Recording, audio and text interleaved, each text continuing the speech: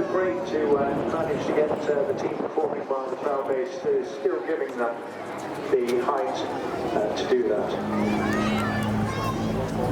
Alongside Sid in positions 2 and 3, Patrick Wilson and Pete Wells. Pete Wells himself well known on the air display circuit as well, having amassed literally 6,000 or 7,000 hours by now.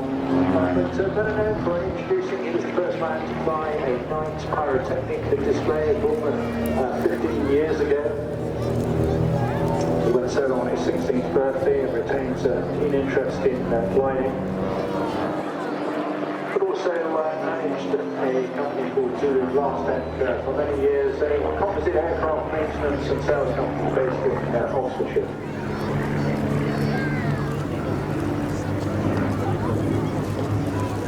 Patrick Wilson, they're one of the younger, newer ones, but another break coming up now, good photo opportunity.